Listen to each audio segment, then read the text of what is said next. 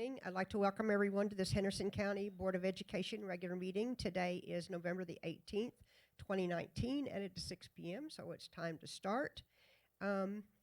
First, let's have a moment of silence, and then once again, not a good thing, but we have a school in California that probably needs some prayers after a recent incident. So if you keep those folks in your prayers, I'd appreciate it.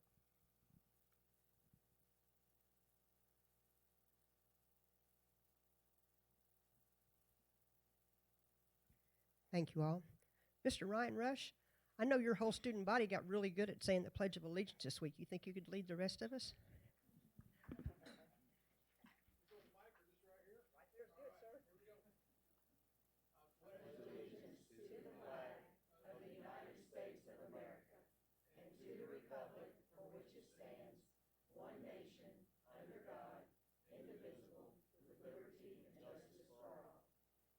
Thank you, Mr. Rush. Moving on to the approval of the agenda. Has anyone got any changes, additions to that? Hearing none. Motion we accept the agenda as presented. Thank you, Mr. Mike. Do I hear a second? Second. Thank you, Ms. Tracy. All in favor say aye. Aye. Any opposed? Motion carried. Moving on to the sesquicentennial spotlight. Ms. Megan? Don't you like how I say that word really good? Now that it's almost over. Well, you've had 11 months to practice. Tonight, we're doing a little bit of a spotlight on a sports athletic spotlight. So we have a picture of Joel Savoldi there, along with a plaque that you can see on a wall at Henderson County High School. He played football at Notre Dame, in the NFL for the Chicago Bears, and it was a spy during World War II. He's named Jumpin' Joe Savoldi, and he was a full-time science teacher with over a decade of service in the teaching profession. And the next picture there is Sam Ball in the 1962 yearbook. He played football for 4 years at Henderson County High School under the direction of Coach Mojo Hollowell. And during his 3-letter years as an offensive tackle at Kentucky, Sam Ball was named a first-time All-American in 1965. And he earned his Super Bowl ring and was also the first-round draft choice by Baltimore in 1966. So all this information is on our Facebook page, Henderson County Schools, which we will keep up, that page, and we want people to still submit their pictures and stories because we're going to continue to celebrate our tradition of excellence. Thank you. Thank you, Ms. Megan. Moving on to student and staff recognition. Ms. Margana? Madam Chair and members of the board, I would like to introduce to you tonight the November Judges Scholar. This is a student from Cairo Elementary, so I would ask that Jack Dalton come forward, please. He is 11 years old. He's in the 5th grade at Cairo. His parents are Chris and Ashley Dalton, and I'm sure that Ms. Chappelle could come forward and give us some information about Jack. Because there's so much, isn't there? I know. He is an awesome student. When I think of a word that describes Mr. Jack Dalton, one word comes to mind: success. We all know that success does not come easily. Success is no accident. It's hard work, perseverance, learning, studying, sacrifice, and most of all, love of what you're doing. Jack Dalton is successful in all that he does in and outside of the school setting. He's been on the All-A honor roll throughout his time at Cairo, and he tells me that he hasn't missed one question on any assignment yet this year in 5th grade. He's part of our Gifted and Talented program for academics, art, drama, creativity, and leadership. He also plays piano, basketball, baseball, and football, and his determination in all of those sports is absolutely second to none. He's a member of our Student Lighthouse team. He's been named Leader of the Year 4 times. He's been named Leader of the Month every year at Cairo. He's a member of his church youth group and performs in their church plays each year. All of these successes have not come easily for Jack. They've been attained through hard work, perseverance, learning, studying, sacrifice, and most of all, love of what he is doing. Jack Dalton loves life, and he's a true leader. He stays positive, works hard, and makes success happen. I cannot wait to see what great things Jack Dalton does to impact our community one day. Congratulations.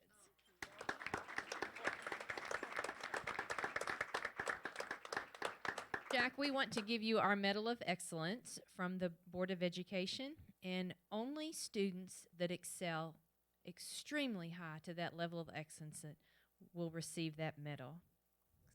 So we're very proud of what you do, and we're thrilled that you are a Henderson County K-Row Owl, someday to be a colonel, though. Yeah, okay. Now, we'd like to hear a little bit from Jack, so we'd like to hear what was his favorite part of the day when it was your day. They probably declared it Jack Dalton Day, didn't they? Yes, they did. I know. Oh, it was on the snow day. It doesn't get, he's also witty, very witty. Yes. All right, so tell us, what was your favorite part of the day? I really liked just listening on how the meeting was conducted and how everything worked. And I had Mr. Gold sitting beside me, and he just told me how everything was working and what, some of the, like, all the big words that they were using. I just no clue. So, yeah. Yes, it was. And who did you bring with you tonight? I brought my parents, Chris and Ashley Dalton, right here.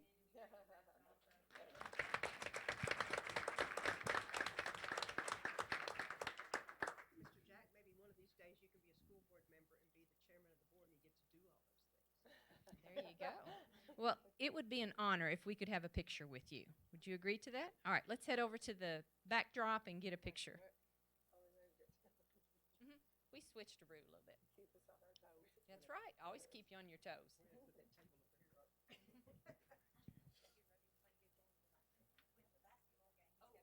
And he has a basketball game he's got to get to tonight. There you go.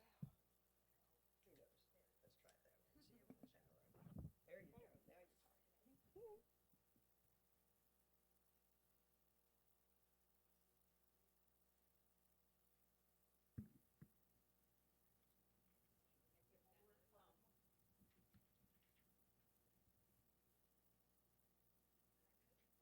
Congratulations. It was nice to meet you for your work. Good luck tonight. Thank you, Ms. Chappelle. Next person we would like to recognize tonight is not a Henderson County School staff member, but yet seems like they're a Henderson County School staff member because he has spent countless hours with us and with our children in the DARE program. Could I please ask Officer Marty Wilson to come forward, please? We certainly would like to give you a Medal of Excellence also, Officer Wilson. He's had 27-year career, and I thought it would be great to recognize and say thank you to part of your dedication to the school system.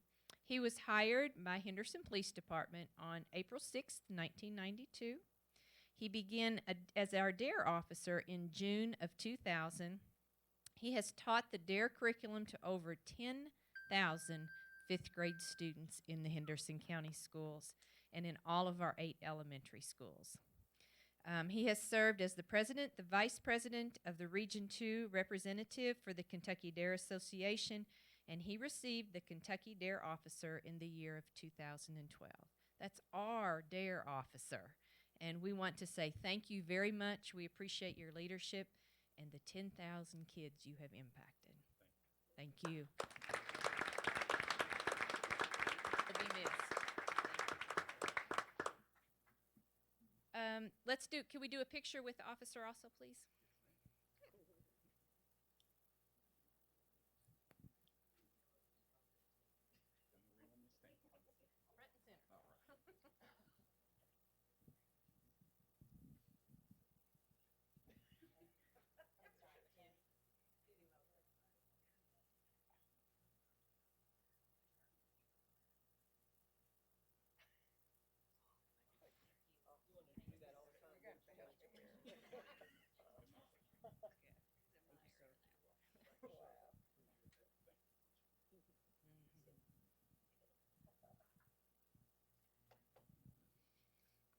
Next, we'd like to recognize Jefferson Elementary School. They are going to give us our presentation today on building a better graduate and the STEAM and STEM activities. Ms. Carol Weimer is the media specialist at Jefferson. Sorry. This shows how long you've known me. I know. A lot of times Thank you. My name is Carol Williams. It was Carol Weimer when we went to high school together, so I'm going to age us both. I am the library media specialist at Jefferson. I have been at Jefferson for 31 years. That is my only school.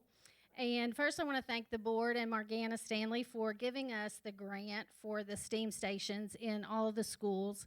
I know you all have heard many times over the last couple of years that Jefferson is getting a new building, but we were not left out of the grant application for the STEAM station. So I have just a few pictures of the Jefferson Elementary Innovation Station.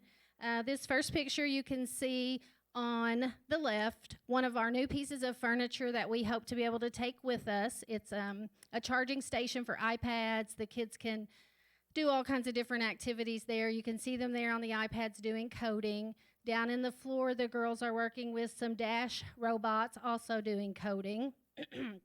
The next picture shows some engineering with nothing but pencils and clothespins. I just kind of like to point out that STEM can be a range of things. It can be high technology, and it can be not so high technology, like the pencil tower. And she worked really hard to figure out and to keep building, and she wanted to come back and keep working on that. So we have a range of activities that we do at all of our different stations. On the next picture, that is an origami flower that one of my students made. I always have an art station, and the art station is always open-ended. It's student-driven. It's creativity. There are origami books. There's origami paper. There's pencils, crayons, markers. They can just do whatever they want to do art-related. So she wanted to give me that, and I keep it to remember how creative and how awesome our kids can be. The next slide you'll see again, this is a new piece of furniture. It is a retro dinette set, and you can't see because the kids are sitting, but it's in our black and gold school colors. We hope to be able to take that and incorporate that into the new building. You see those kids there using the Code and Go mouse robots. Once again, they're doing coding. There are some directions, and once they've learned the directions, then they're able to run with it and code and do their own sequencing. The next slide, everybody loves Legos, and our kids love Legos. This was some Halloween Lego building. The only directions they had were design something school appropriate for Halloween. And so these were two of our really exceptional builders. I have to watch it when I say Legos. We can't really do free build most of the time because they go crazy, just build, build, build. So we do try to give a little bit of direction. On the next slide, this is the last picture, and this shows how STEAM has integrated our entire school. This was our house games that we did the last time that all of our kids got together, and you can see there's the toilet paper challenge, the kid with the shaving cream on her head. We were throwing cheese puffs, but it all goes back to creativity. It goes back to higher order thinking skills. It goes back to building a better graduate and letting our kids reach those higher levels. So again, thank you for your time. I appreciate so much the grant and the opportunities that have been provided to our kids at Jefferson. Thank you. Wonderful presentation by Jefferson. Thank you so much, Ms. Williams. Madam Chair, this concludes our student and staff recognition time. Thank you very much. Good report. I like that. Public participation. If there's anyone who wishes to address the board this evening, there is a form in the back you need to fill out and bring to me. Is anyone needs to speak to us this evening for anything? If not, recognition of guests. We do have student ambassadors with us this evening. If they would please stand. Markera Chambers. Markera, did I say it right? Thank you. Ellie Kellen. Thank you. And Emily Braden. Thank you, ladies, for coming. We appreciate that. Moving on to approving the minutes from the prior meeting. Has everyone had a chance to review the minutes from October the 21st regular meeting? And are there any changes or additions? Hearing none, I look for a motion to approve the minutes as listed. Thank you. I'll second that. All in favor say aye. Any opposed? Motion carried. Minutes approved. Moving on to reports. We have miscellaneous capital projects we're working on. The first one is to approve a BG4 for BG19 gym floor replacement. Craig Thomas, there you go. Thank you, ma'am.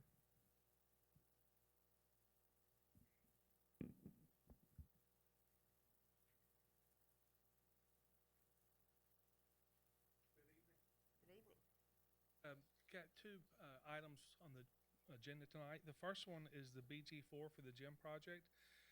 This is the fourth in the series of 5 BGs that the board has to approve, and this one allows us to make the payment and shows the accounting of the project. Those projects have been done, and this is just a formality. Next month, if the KDE approves it, we'll have the BG5, but the BG5 is a document which the board personnel has to fill out. And submit it. This is a document that we actually fill out and submit after you all approve it. So this is just showing you that we've got all the paperwork, the release of liens and things of that nature to make final payment. And then the BG5 actually shows you how everything is reconciled, sort of like you reconcile your Right. checkbook. Cool. Any questions, board members, regarding that BG4? I think we went over all the details of it as we've been working on it. Any questions? I'll look for a motion to approve FAC PAC BG4 form for BG19-128 gym floor replacement for 3 different schools as presented. Thank you, Mr. Mike. Do I hear a second? Second. Thank you, Ms. Tracy. All in favor say aye. Any opposed? Motion carried. Moving on to the BG1 for BG20-150 emergency Henderson County School chiller replacement project. Yes, this is the initial BG1 for the emergency chiller project. I would love to tell you that you're only doing the chiller, but I can't. There's a KRS that came out. You've got to provide bottle fillers in all your schools anytime you do a project. So moving forward, until you get all your bottle fillers in all of your schools, any project you do, you'll have to include that as part of its scope. And we've included that in this, which brings the grand estimated project cost to be $409,350. And that includes the new chiller that is original to the project. Thank you. Any questions regarding that? Do we know how soon we can get that chiller replaced? As We have a plan? soon as we get the approval from KDE, we'll be able to then go out with the documents. We're going to move forward with the documents. Once they approve it, we'll come back to you to approve the A&E contract and the documents for bidding just as soon as we get their approval. And as you know, their approval is taking quite some time. Okay.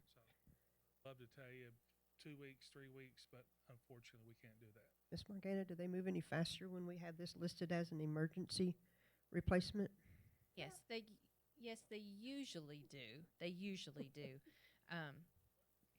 Should be a quicker process. And I just would like to mention to the board, I know you're waiting on an approval, Mr. Thomas, that we also are looking at South Heights with possibly needing some new HVAC and chiller systems similar to this also. It's just something it's not going to hold out a few years. So that's another project that we're looking at, but I know you're right in the middle of approval right now. Right. So Well, we've been robbing Peter and paying Paul as long as we could. Okay.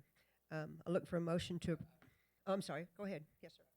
What's the estimated cost savings in the energy usage between the model that we have and the one That that is we're not something the engineer has done, but that's something we can ask them to do and get that to you. I would like to see that. It will pay. The unit will pay for itself in a very short period of time. We will request that they provide that to us. I believe, Kirk, we've had to been buying some parts and some of the chiller information, stuff that goes into that. We've had to buy it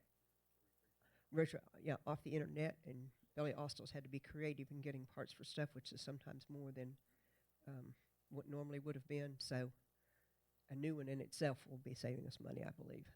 Yeah, but he can get the information. Okay, any other questions? Nothing. I'll make the motion and we approve the BG1 for BG 20-150 emergency HCHS chiller replacement project. Do I hear a second? I'll second that, Madam Chair. Thank you, Mr. Mike. All in favor say aye. Any opposed? Motion carried. Thank you, Craig. Thank you all. Appreciate it. Mm-hmm. Moving on to the athletic report. Mr. Jeff? Good evening. You'll see the report in front of you. Just want to highlight a couple of things on the report. First of all, a couple of our teams, the Lady Colonel soccer team and also our Lady Colonel volleyball team, were region champs for the 5th year in a row. So both of those teams, we want to wish some great congratulations to them for doing that, and also their coaches. Kenna Newsom qualified for state in ladies golf, Lady Colonel golf, and then we had our girls cross country team qualify for the state tournament, which in many years that has taken place. So we're excited for them. Our football team finished up this past Friday night with a tough loss at McCracken County. They played well and had a good season. And then also our cheerleaders will compete in the KHSA regionals this Saturday at McCracken County, and then our dance team competed this past Saturday at Muhlenberg County in KHSA regionals, and both their teams qualified for the state. So, congratulations to them. You'll see our winter sports are starting up with basketball and wrestling and swim and bowling. And then also there are facilities. The new soccer lights worked really well for a few days. And then we had a little issue, but we appreciate our maintenance department and also the folks at Groves for getting those looked at, but appreciate the lights. And now we're looking for new lights at the soccer complex, softball complex, so softball field. So we'll be able to host a regional tournament there. And also, might want to look in, exploring the option of installing field turf at the stadium. I think that'd be very beneficial. Several schools are going to field turf. You're able to practice on it, every day. Like when you have bad weather, such as rain and stuff, when regular practice field it's tough to get to. You can practice on it then. Also, like the band, we could host band competitions as well. Are there any safety advantages to that? There's, it's hard to judge, as far as the safety is concerned. You could say yes, in some instances, because you won't have the ruts like in the regular grass field. But then again, slipperidge and those. But a lot of times it is, they're saying it is a little bit safer with the new field turf coming in now. So, but just, I think it'd be a great thing to look into. Okay. Any questions of Mr. Jeff? Ms. Morgana? Mr. Corsi, I know this will be your last board report. So I officially would like to thank you for your leadership, for your organization, countless hours and time that you've spent with coaches, students, parents, and collecting tickets from anything. I've seen you take care of any aspect of athletics at the Henderson County High School, and then also coordinating between our middle schools as well. So we much appreciate the service that you've given us, and you will be missed. But of course, we do wish you all the very best. Well, thank you. Thank you very much. Appreciate it. Thank you, Mr. Jeff. Moving on to the audit report. Mr. Bryan. There he is. Lost him. Okay, I have. Can you hear me? I'm hoping you guys are as excited as I am on me presenting this audit to you tonight. Hey, I found good stuff in this audit report, so don't discount Very that. good stuff in here. There's We're good going to go stuff in through here. page by page, Lisa. So y'all buckle I'm down. excited now. Be here for a while. No, I'm kidding. I'll just go through the highlights. A lot of this stuff, there's a ton of reports and different ways to report that we're required to report and present to Kentucky Department of Education, which I'm not going to go through tonight, so I'll hit some of the highlights. If you have any questions, feel free to ask any questions. So I will skip through a lot of this stuff. The first 2 pages are the independent auditor's report. nothing to note there other than you got a unmodified opinion, and an unmodified opinion just means that it was a clean opinion. That's the audit opinion that you want. The financials that were presented to us were fair and accurate. There was no material modifications that were needed to be made. If you go to page 6, the management discussion and analysis, something we actually help a little bit. It comes from management, comes from Cindy. This is her summarization of the financials and for the year. So I don't generally go to much detail in the management discussion analysis, but I do like to hit these two little pie charts just because it gives a little bit of an illustration of where some of the money's coming from and where some of the money's going. As you can tell there on the expenditures, 60% of money going out is on instruction for all the teachers. And that was almost identical to last year. I think it was 59%. All those other little pieces there are probably almost identical to what they were last year, maybe one being off. But obviously you can tell, I don't think it was any, just surprise anybody in this room where most of the money goes out. And then revenue coming in, obviously they're split there between state and other operating grants. Those numbers were identical to last year as well. I think almost everything was identical except for maybe one of the taxes that you guys receive here locally. So just interesting information where the money comes and where the money goes. Mr. Bryan, can I stop you for a second? Yeah. I added up some of these pieces of the pie. Okay. And for the revenues, 25% comes from local taxes. The rest comes from the state and grants, which our district does very well on getting grants written. But 73% goes directly to the education or the care of children. 73% out of that top pie goes directly to kids. I think those are good ratios. Thank you, sir. Yep. Thank you to our staff for doing that, but I wanted to point that out. Go to page 10. I'm going to show you a couple different ways just so that you know. I'm not going to go through much detail here. There's two different ways that we're required to actually present financials. This looks like a balance sheet to most people, of which it is. There's two ways, though, that we present. You'll look down there that non-current assets, you see the capital assets. The second way I'll show you here in a little bit is without that capital assets. So typically when you buy an asset, you got to show depreciation. The other thing on here that you'll see that you won't see later are the retirement numbers. And there's some large retirement numbers I'll show you here in just a second that they're required to be on your balance sheet.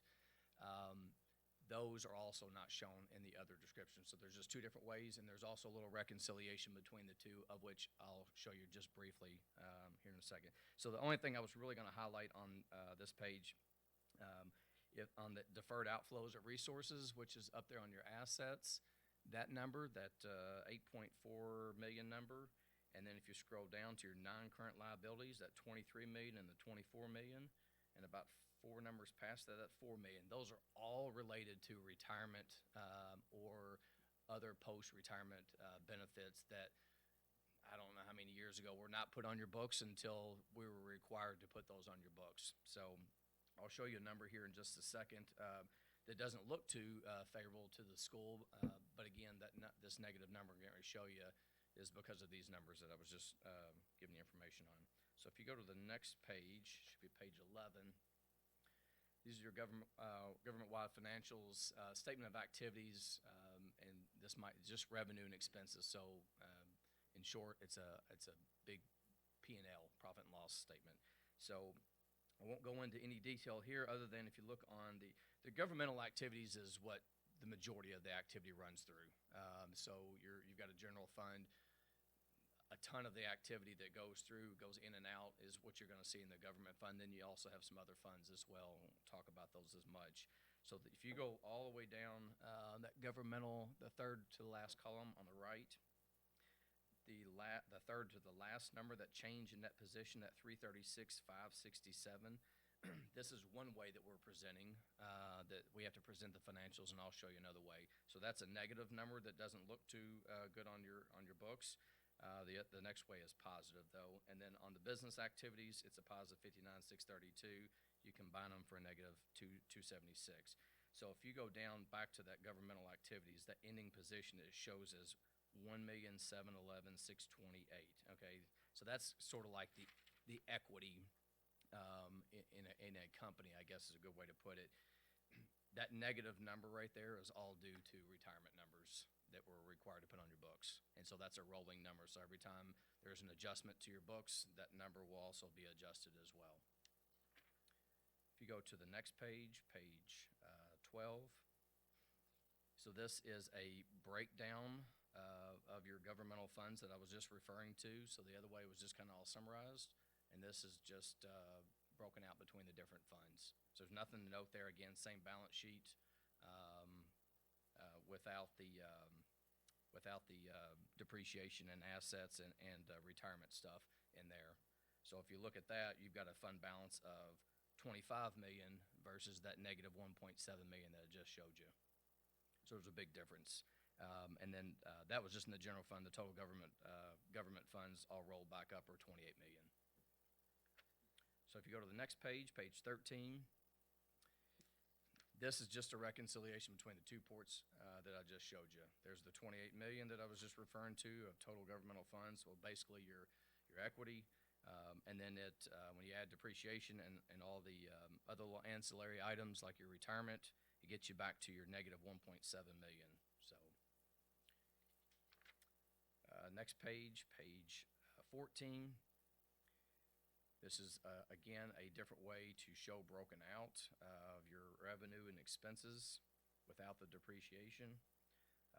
You will see that change in fund balance on the far right column of 1.67 million down there towards the bottom.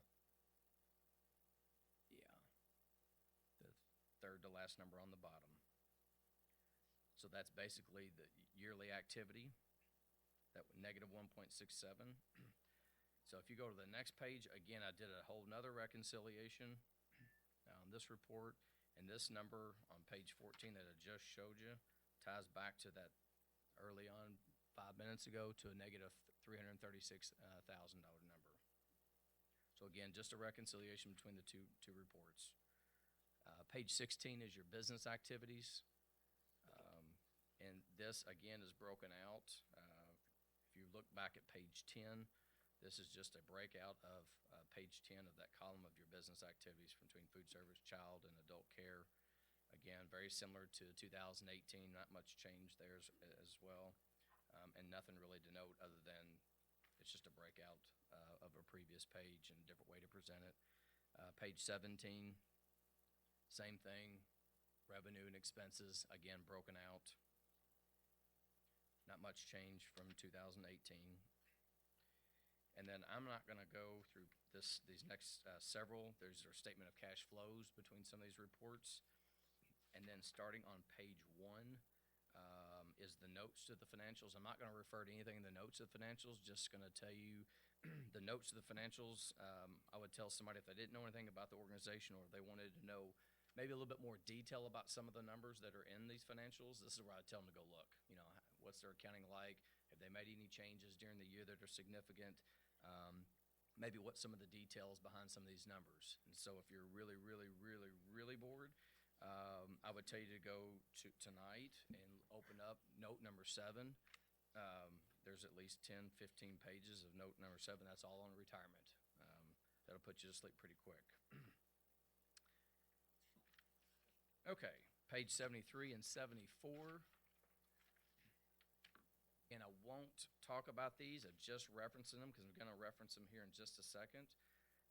The activity funds, so this is just balances in all these elementary schools right now. Beginning balances, receipts coming in, disbursements going out, and then ending balances. Nothing to note there, just referencing it. And then the next page is for the high school on how they're all broken out. And I'll get to the activity fund stuff here in just a second. Okay. The next report you don't need to go to. It is a when we do an audit, we also when you get so much grant money in, we also have to do what's called a single audit. And the single audit just says, these numbers that are coming in are so big, we just want you to go look at some of these specific areas because they're so big and make sure that you're compliant with how you're using the money.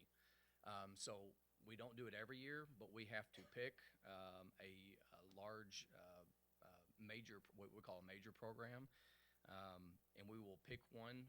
It's not just randomly done, and we have to go in and make sure they're compliant. And so we chose this year a food service, I think, and everything was compliant. There was no findings, compliance findings. There was no compliance findings. I did have one finding that I'll show you here in just a second.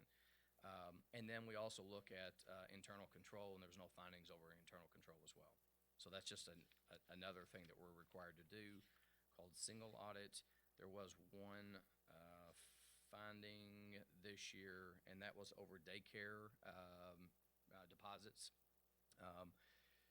Ideally, you'd like to, when you receive money on daycare or anywhere, you'd like to deposit that money daily if you can.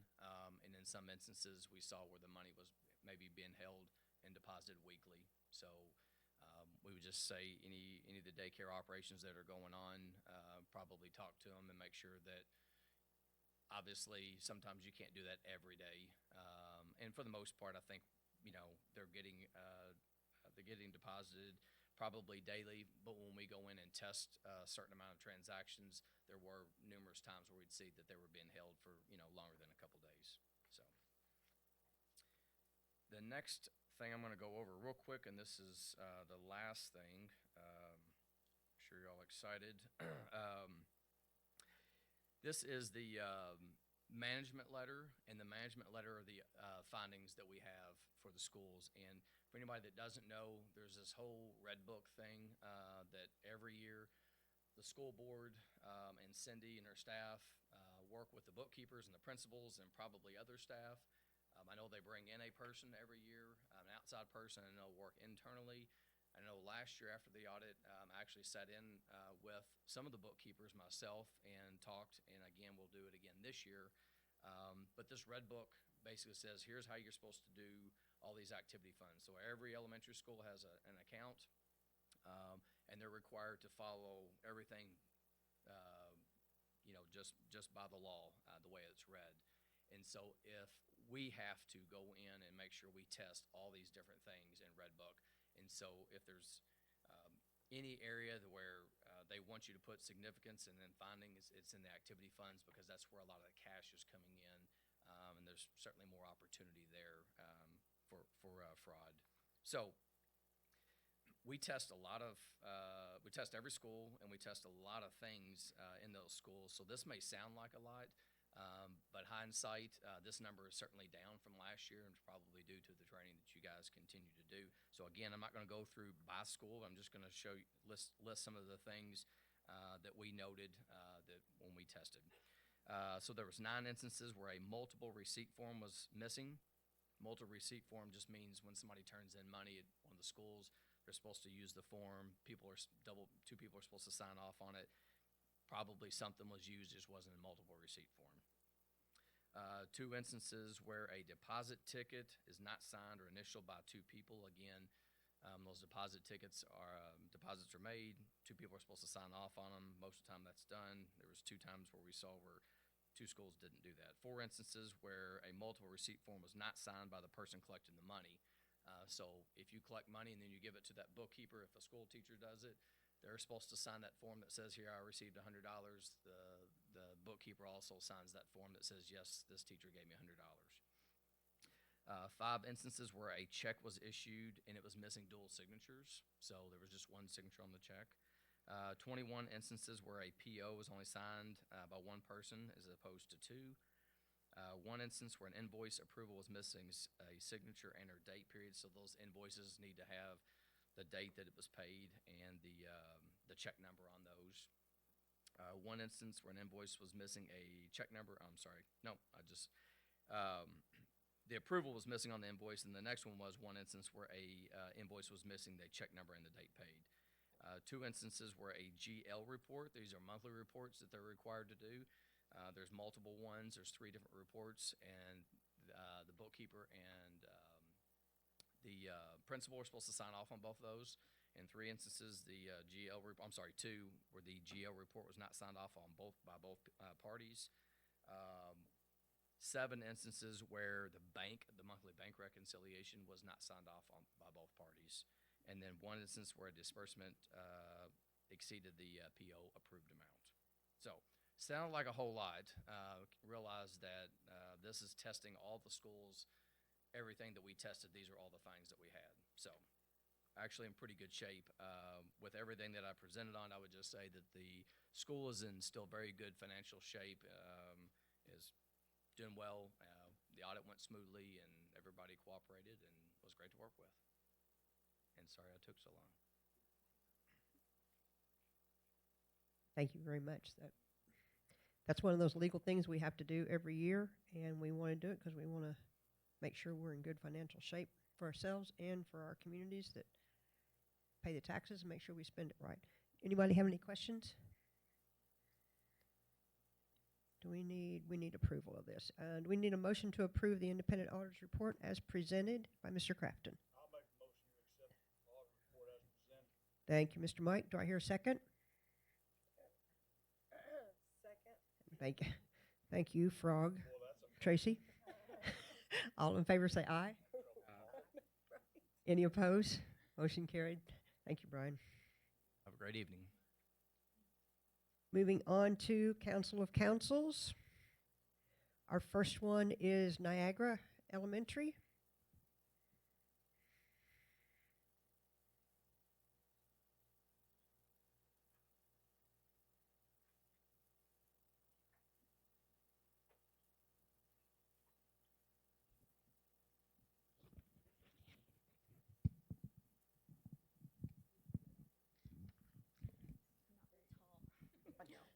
Good evening. I have with me Ashley Kitzman. She's our instructional coach, as well as Gina Gray, who is a 3rd grade teacher and a site-based council member. And then we have a basketball game tonight. 2 of our members are cheer coaches, and 1 other member is a basketball coach. So we're a little short tonight.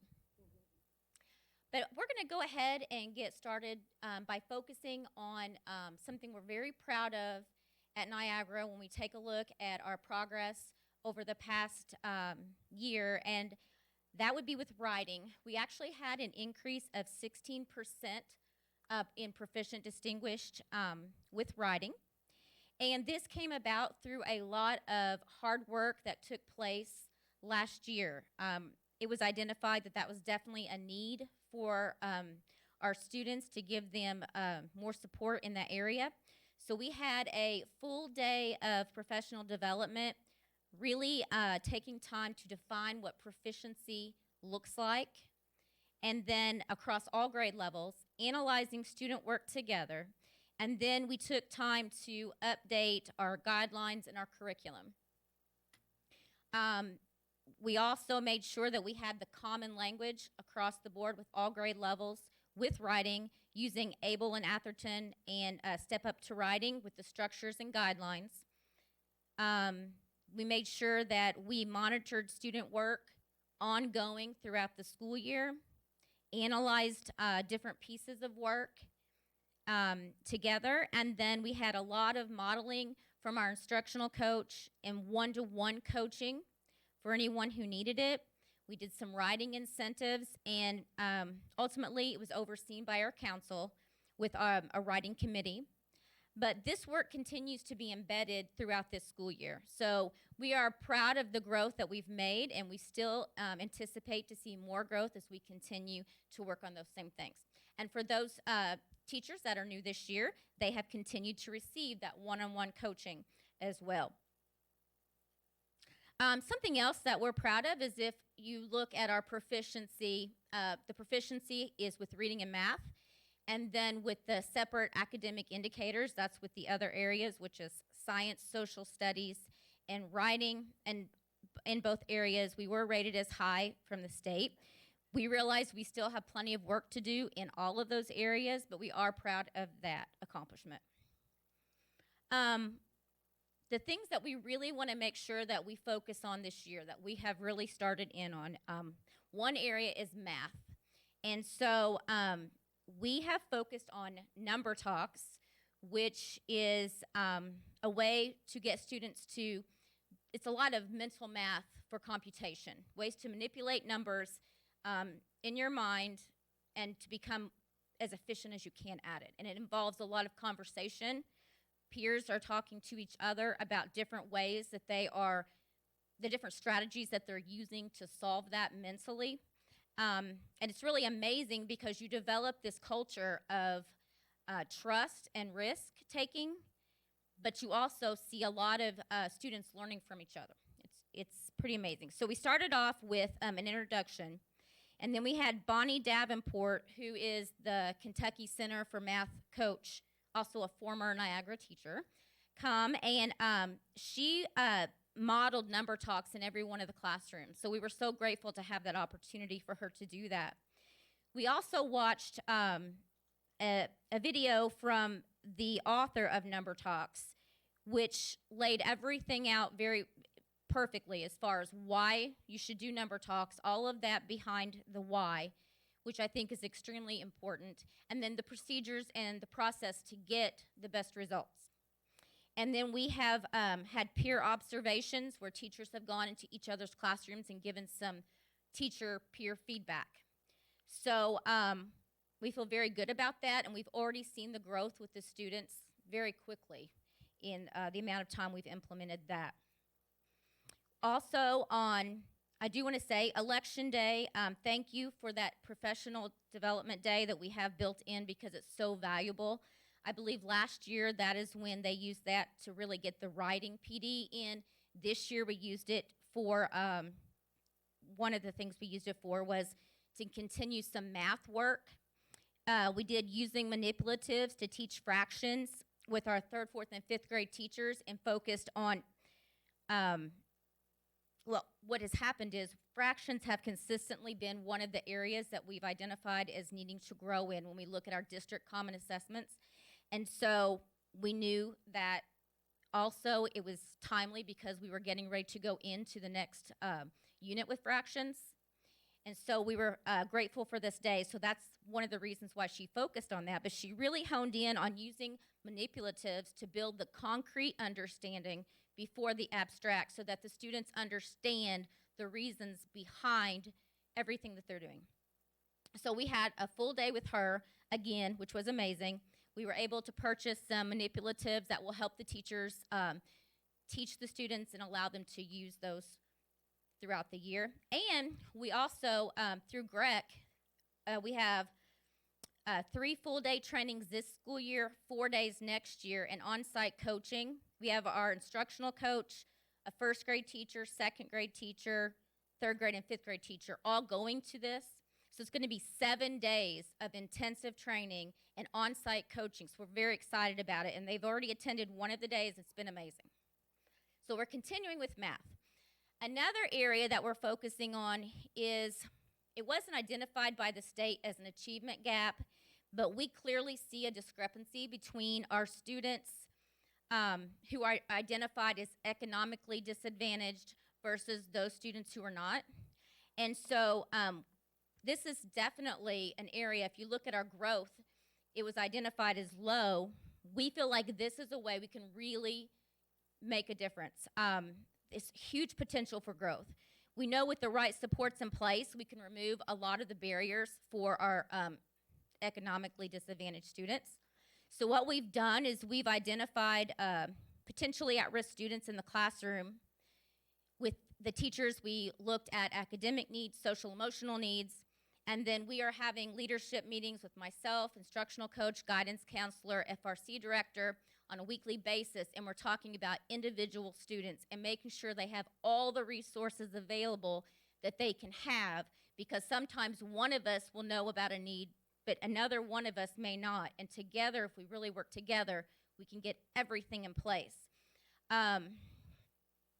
We have just started a book study on engaging students with poverty in mind by Eric Jensen, and we will be doing that at our grade level PLCs. We have utilized the Kernels for a Cause. We collaborated with them, and they are providing students to be mentors with some of our students. We also have staff members who are being mentors with our students. And we revamped our RTI process so that we are meeting more often for all students receiving interventions from Tier 2 and Tier 3, and looking at individual students, and we're involving anybody that needs to be a part of those meetings so that we can really hone in and meet the needs of every single student.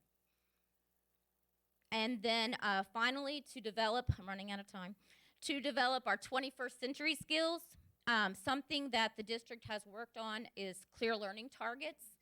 And actually, if you implement the clear learning targets the way that they are meant to be implemented, you will be able to get all those 21st century skills in. And we feel like that's the biggest bang for our buck by focusing on that. So the district has given us wonderful PD. We've done some school-based PLC work as well. We've done lots of modeling with our instructional coach, lots of guided collaborative planning with our instructional coach. Our walkthrough instrument is focused on clear learning targets so we can get some feedback from the school and district leadership. We're looking at daily intentional learning targets and focusing on the trajectory of learning to meet the standards. But communication is key right there, so it's about communicating very clearly in student-friendly language. And then it requires students to be able to take initiative for their own learning. They have to monitor their own progress, communicate feedback to the teacher and their peers, and then they also have to be able to take feedback from their teacher and use it so they can monitor their own levels of learning. And I had to hurry that part up. I apologize. But we're having a wonderful year, and I think that you're going to see lots of growth as we continue to move forward. It looks like you've gotten a lot of additional assistance, not just from the district and their people, but also from some outside sources that you all have brought in, and I commend you on that. Is there anything else that, not that we can give it to you, but is there anything else that you would need from this board to do better for our students? We just appreciate the time that you have given us. Like I said, that professional development day that we had was so valuable, and I believe that was when the writing PD also happened the year before that. So thank you for that. Thank you. We appreciate that. Thank you all. We appreciate it. Any questions, anybody? Thanks, guys. Moving on, excuse me, moving on to Jefferson Elementary. Miss Chrissy?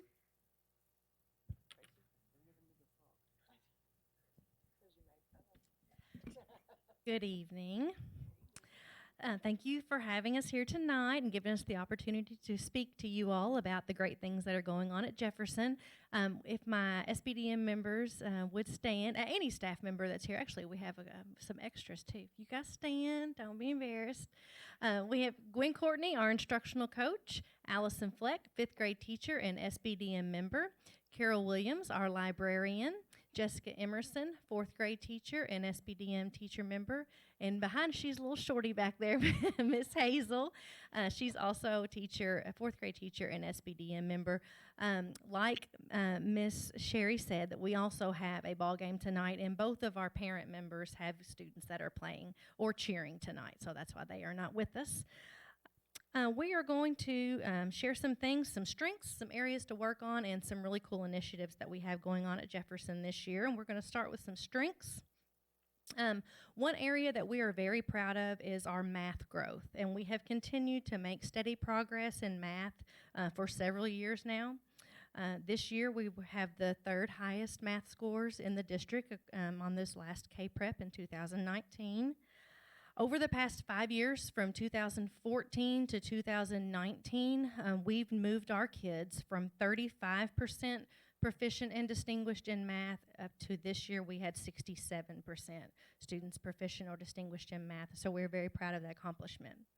Another area we are proud of is our growth.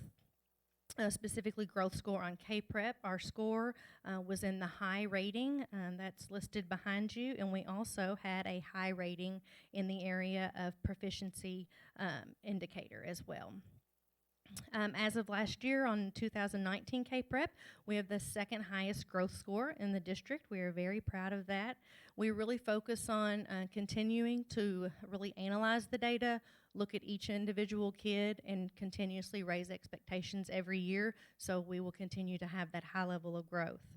Not only do we look for ways to improve the growth of our students, but the educators in the building, all staff members personally, we look for ways to grow, and we are constantly looking for different professional development opportunities in order to do that. Just this year, we've already had lots of professional development opportunities. One that we most recently have was on Election Day. We had a company, an educational consultant called Kagan come in. We teamed up with South Heights Elementary, and we trained both of our staffs, our teaching staffs, on cooperative learning strategies to further engage students in the classroom. It's an amazing training. I actually myself and 4 others went this summer to the week-long training, a 5-day training on Kagan, and I knew immediately that it was something that would be so beneficial, and we needed to get every staff member trained on that, because I think it's going to be one of those pieces that's really going to take us to the next level. We also have already had a staff-wide training from the Ruby Payne Foundation.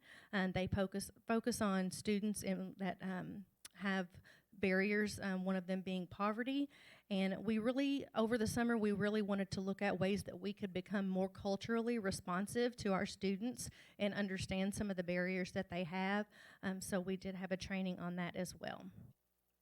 Another strength is a little combination of our academic team, future problem-solving team, and our student technology leadership program. In 2018-19, last year, our academic team was regional champs and first place in future problem solving the past 3 years at the regional level. Our STLP team, Student Technology Leadership Program, has grown tremendously over the past 3 years. Miss Emerson is our coach, and Miss Hazel, she's here too. She's our academic team coach. These 2 ladies take this on every year, and they have really grown this program. Miss Emerson reported to me yesterday that over the past 3 years, she's gone from having a handful of kids sign up to this year she actually had 30 students that wanted to join the STLP. So she's generating a lot of interest, and they're doing great things. We love talking about the strengths, but we also have some areas that we are working on. One of our big initiatives is reading, and has been for a few years. We have continued to make growth in reading, but we still have a lot of work to do. This year we adopted a new reading program called Lexia. Lexia is a technology-based reading program that extends learning for students who are advanced, but it also accelerates learning for students that are struggling. It's very interactive. The kids, we almost kind of trick them into learning because it's more of a game-based, and we find them wanting to do Lexia all the time, any free time that they have. Some kids want to do Lexia at recess. That's how cool of a program this is. But we celebrate the student growth that this program is generating every single day in morning assembly, and we are really seeing the data, and it's tracking how our students are making steady progress, and our goal is to get all of them on grade level. The teachers are using Lexia in their classrooms during that small group intervention time, and they're using, when it flags students, if they have a deficit in an area or if they're really struggling on one particular skill, it immediately generates a short lesson plan that can drive the instruction for the intervention process. Special education population is also a focus of ours. Lexia has been, the program I was just speaking of, has been wonderful for the entire school, but specifically that special education population, because it's so diagnostic and it gets right down to the area that they really need to focus in, and it comes with an exponential amount of resources that our teachers have been able to use. Writing is also another area that we've been focusing on. We did increase our writing scores on K-Prep this year, and we are very proud of that, but we also need to raise those even further. We are actually next month in December. I'm taking a team to the Abel and Atherton training I think it's in Lexington or Frankfurt 1. So we will learn some different strategies there, bring that back to our staff. We have updated our writing plan and policy this year. Our instructional coach, Miss Courtney, she's been going in and working with all the new teachers that need that support, and also doing some co-teaching in the classroom in the area of writing. A few things in the area of building a better graduate and how we are addressing that. Project-based learning is growing very quickly in our school, and we have 5 teachers currently that are trained in project-based learning, and we are looking forward to continuing that growth and training some others. That group is actually just finishing up their first project-based learning experience of the year. We've got everything from 3rd graders that are creating a Jefferson Storytime channel on YouTube because they wanted to reinstill the love for reading within the students in our school. We also have a book and a video that is being created as we speak. Those 2 projects are getting ready to finish up, but the new book and video will be a welcome package for any new student that comes to Jefferson. They will get to go into a room with their parents and look at a book with every staff member's face and a little description of what they do, who they are, what they like, and watch a video. It has a map of our school, just a little extra welcome to Jefferson package. And we also have 4th grade projects that are just getting started, and they are working on some historical figure projects that are fantastic. Digital backpack, we are also really focused on that, and students are constantly daily scanning in evidence that will that will follow them all the way through graduation. Last year, we piloted 5th grade defenses. Ms. Fleck was kind enough to take that on and challenge our students with that. They did a phenomenal job, and we are implementing that in all of our 5th grade classrooms this year. And as Ms. Williams said, we have STEAM centers in the library weekly that students free flow rotate to, and it really does drive that critical thinking, collaboration, communication, all of those creativity skills that we know that our students so desperately need to be successful citizens. We're having a great year at Jefferson Elementary. We've got lots of good things going on. We are very pleased with our growth, and we celebrate that growth daily, but we also know that we have areas that we need to continue to work on. But thank you guys so much for allowing me to share some of those things with you guys tonight. And if you have any questions, I'll entertain those at this time. Anybody got questions for Ms. Chrissy? Chrissy, you and your staff do a wonderful job. Is there anything else that we can help you with? I know you all have gone and done some additional training, and we are commend you as not well. going to ask for anything because Oh, I know my we're word. getting a brand new school. I wasn't going to go there, but No, just your continued support. We're very thankful for that. want to move that move-in date up. Yes, but I know you're doing all you can. Right, We we are. appreciate it. Thank you. Thanks, Chrissy. Moving on to Miss Brooke Cairo, my favorite owls. All right, good evening, everyone. My name is Brooke Chappelle, and I am the proud principal of Cairo Elementary. It's an honor to be here with you tonight to share all about the many great things that are happening at our school, some of our strengths, along with some of our areas of growth, and the plans that we have to continue to move our Cairo leaders forward. First, I'd like to take a moment to introduce our SBDM council. First, we have Miss Audrey Gatton, 2nd grade teacher, Beth Melton, parent member, Sarah Risley, 5th grade teacher, Christina Stinson is parent member, and Miss Rhonda Wilson is our instructional coach. Not with us this evening, Miss Sarah Buckman. She is at the Cairo Mavericks basketball game leading our cheerleaders, and then also a parent member not with us, Miss Catherine Ashby. She's new to our council this year. Again, I very much appreciate you all being here to support this evening, and also for all of your hard work that you do to move learning forward at our school. I'd like to take a few minutes now to share in a bit more detail some of the K-Prep information that you see on the screen. First, I'd like to share some of our academic highlights. As you see on the slide, as a school, we scored high in both proficiency and in growth for reading and math according to our K-Prep results. We continue to make gains in math according to both our K-Prep and our MAP testing data. We saw a slight decrease in the percentage of students who scored proficient or distinguished in reading from 2018 and 19, but our MAP testing scores still show significant gains in reading over the past 2 years. We ended the 18-19 school year with 79% of our K-Row leaders at the 50th percentile or above in reading, and 81% of our K-Row leaders at the 50th percentile or above in math, according to our spring MAP testing results. Also, as a whole, our reading and math K-Prep scores earned us that high overall rating, and for that we are very proud. As a school, we've made many changes that we believe will continue to improve student achievement in reading at K-Row. These changes include intentional Saxon phonics instruction, along with intentional phonemic awareness instruction daily. Fluency also plays an integral part in reading success. Therefore, fluency checks and fluency homework are given to each K-Row student in a continual cycle. All of these components, plus many others, are helping us build better readers at K-Row.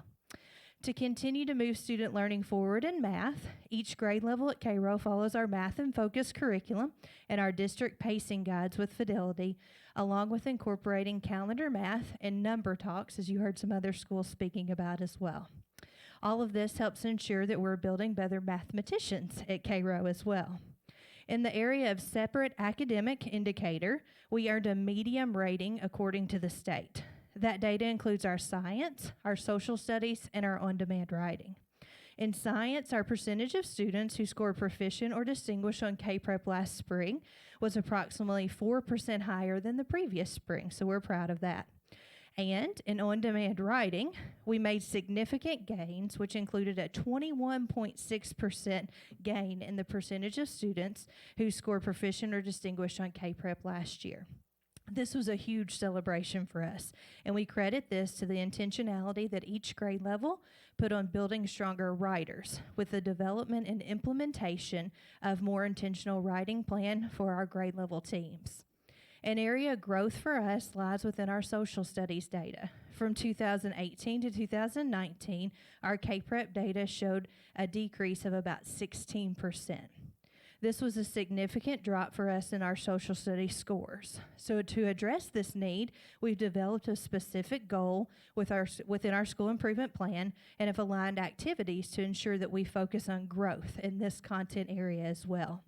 Part of this plan includes a focus on student learning of content vocabulary, along with the use of the social studies alive curriculum.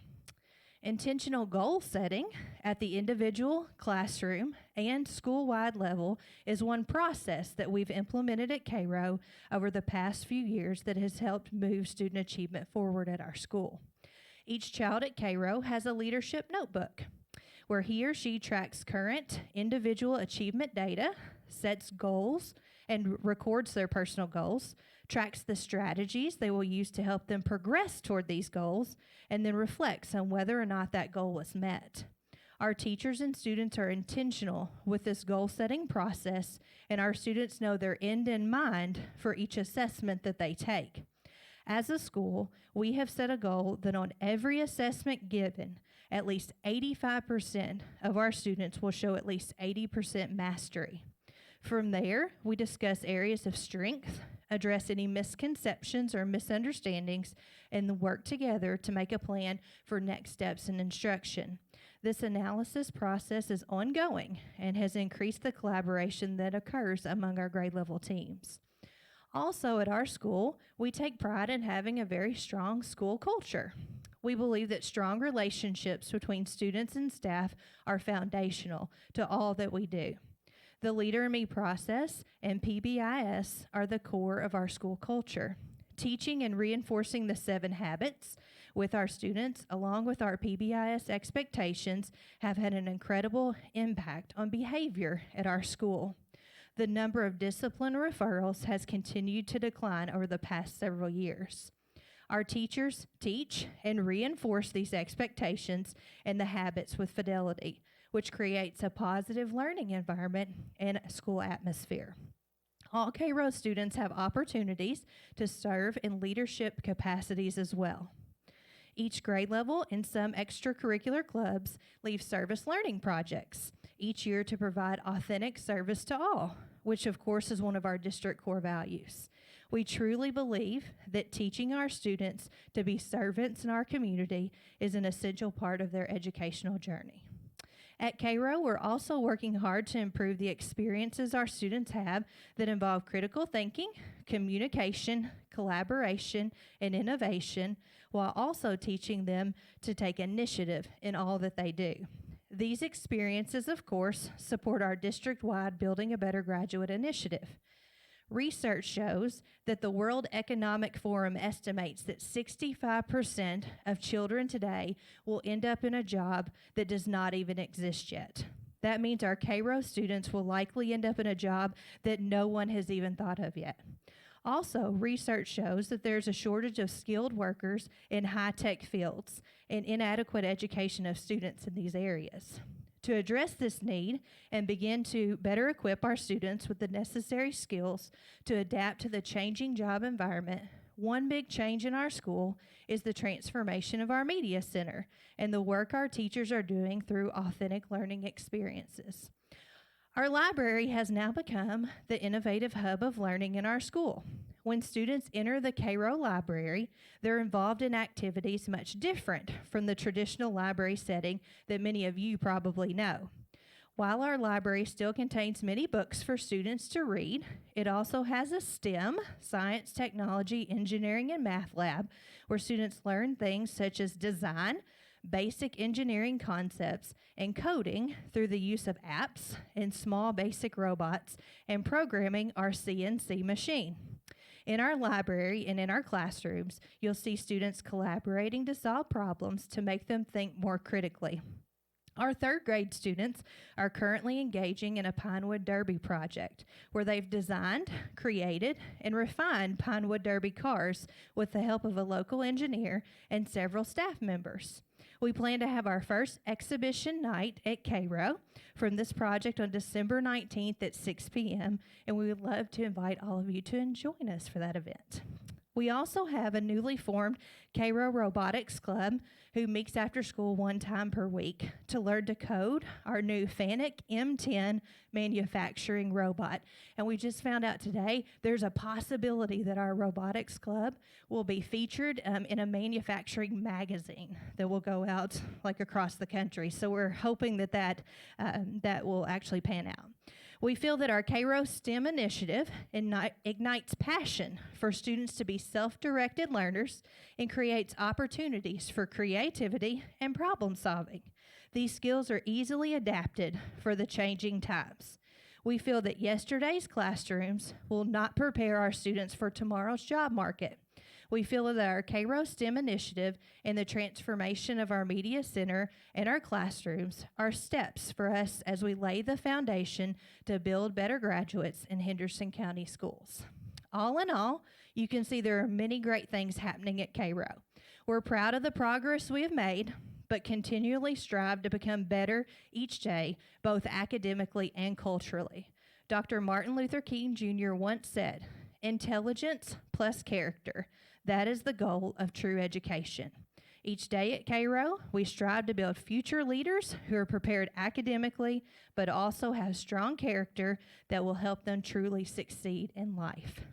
Thank you for your time and your continued support of our school. Thank you, Ms. Brooke. Any questions from them?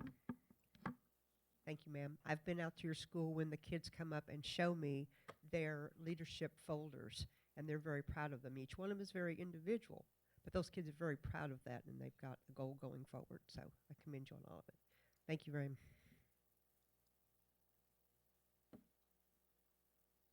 Moving on to South Heights. You're going to bring your people with? All right, Mr. Black. You just do whatever. It's not about me, it's about we. They're not going to say anything. They'll just stand here and look pretty. Okay, there's no I in team. There's no I in team. There is a me. No, it's all about them. I'm going to introduce these guys. They really make it happen at our school. So I've got SBDM, my parent member, Jody Wilson, teacher member, Laura Kopshever, parent member, Jessica Dickinson, my assistant principal, Melissa Willett, my instructional coach, Bridget Townsend. I've got a couple teachers that are at ball games tonight. We're playing Jefferson tonight. Yeah. Yeah. Angie Shutt and Kiwi Venture are at the ball game tonight. We've got so many cool things going on. I'm going to pass this out to our members here. Would you pass this out for me, Jody? Yes. And I don't want you to forget anything I say tonight because we're doing amazing things at South Heights. So I'm going to go through things that we're doing great for our students. So one thing that we're doing great that I see every single day are daily recognitions for our students and staff. During morning assembly, during staff meetings, I want to always recognize and show what we're doing great for our students. Math is our strength. As far as South Heights at K-Prep, we're at 61%. The state average was 48%. So, and we're also continuing to make proficiency in the area of math and also every area. Students are working toward weekly goals in reading and also in math. There's been a major focus on school-wide positive behavior and also discipline this year. We follow a model called CHAMPS. We strive to enhance our teamwork, teacher leadership, teacher empowerment, and professional learning. Of course, we will continue working on and maintaining a positive relationships with students and culture with monthly meeting with our SBDM. Administration, we have a high expectation for both staff and students. My goal every day is to give positive feedback to every staff, to every student. Our guidance counselors, a big push this year and every year on trauma-informed care. We have an in-house guidance counselor and mental health specialist who weekly have trauma-informed care meetings and also self-regulation meetings with students. It's not all great. We do have some weaknesses, some challenges, but we got plans for that, okay? Those things can be fixed. Teachers, one of our biggest things that we're working on this year is our reading. Teachers meet reading groups every day, at least 3 times a week. Students are grouped according to ability group. Students have weekly goal sheets in the areas of reading and math, and they receive something called Magnificent Monday if they reach their goal, so they're working towards something. We're working towards novice reduction on K-Prep. We're using Head Sprout school-wide, and we're also using the Lexia program 3 through 5 to help novice reduction. We also have a revised writing plan.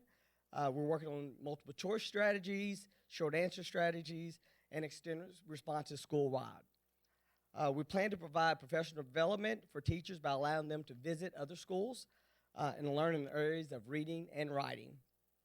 And also, we have a great instructional coach and assistant principal who are modeling those at least 3 times a week. Students have set MAP goals to show their growth from fall to winter. And then we have 4 retired teachers that are we're using as interventionists to work with our apprentice students each week in the area of reading. We're also building a better graduate. How are we doing that? The school goal for technology has been met. Our school, K through 5, are all 1-to-1. K1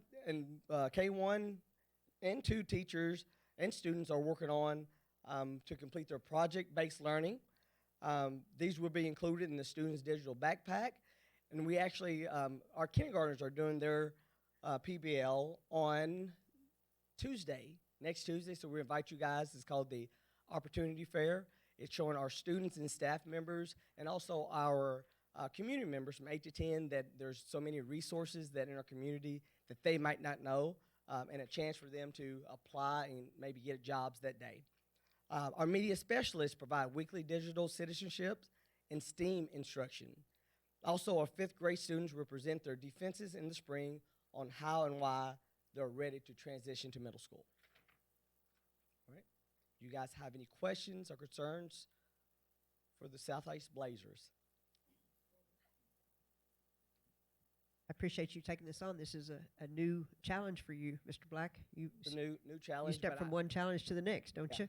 Well, but the cool cool thing is I'm not by myself. It's Exactly. I've got a great team that are willing. They're willing to do whatever it takes to take our kids to the next level because our kids deserve it. And you have a great culture there at South Culture's been Heights. there. Mr. Curl has kind of built that, and I'm trying to continue on his Continue with to his do that. legacy. Right. Absolutely. Well, We knew he would. We knew where we were sending him. Somebody did. Anything that this board can do for you on top of everything else that's going on? Anything we can do for you, sir? you guys are doing great. Just continue to support South Heights and just keep on supporting the Henderson County schools like you have been doing for years. Thank you. Thank you. We appreciate it. Thank you to your team. I have a statement. Yes, ma'am. You didn't ask me this time. I'm sorry. Nobody was I just wanted to take a second to welcome Melissa Willett back to our district. We are so happy to have you back here.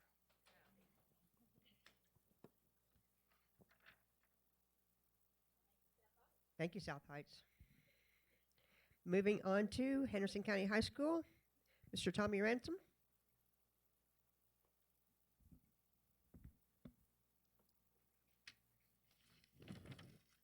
I'd like to thank everyone, especially the board, for allowing me to be here tonight. This is my first year as principal, so the credit for the overall scores here, Henderson County School, our high school, should have been a 4-star. You know the reasons why, that they're down to a 3-star, but I want to thank Mr. Chad Thompson, principal, for 5 years at the high school. Also, I've got the admin team and also instructional coach here, Miss Lacer, Miss Keelan, Miss Seitz, Miss Thomas, Mr. Richardson, Mr. Martin, and also SBDM member back there, Becky Morfitt, for the first year. So welcome aboard. Looking at some strengths, like I said, if you look at the data that you have in front of you, above state average in everything, high in 3 out of the 4 categories. The other strengths that are not shown on this information as far as the educational opportunity to meet post-secondary needs of a diverse student population. 450 of our students took over 703 AP courses. Exams, I'm sorry, not just courses, the exams. 212 of those students do not qualify for gifted and talented. 137 of those students qualify for economically disadvantaged, so showing accessibilities in both of those areas. The qualifying scores on an average of, around $500 per credit hour at UK save students over $884,000. 754 of our students successfully completed dual credit courses, and again, at an average of $500 a course. At UK, you're talking about somewhere around $377,000. And if you combine those AP and dual credit courses, saving students over $561,000 in tuition. So 95% of all of our CTE students transitioned successfully to post-secondary education, workforce, apprenticeships, and or military. Had 95.8% graduation rate, 87.7% transition readiness rate, 73.2% of our students had no behavior events, 93.4% attendance rate, and we are a Renaissance school, and that's talking about school culture. What's recognized gets rewarded, gets repeated.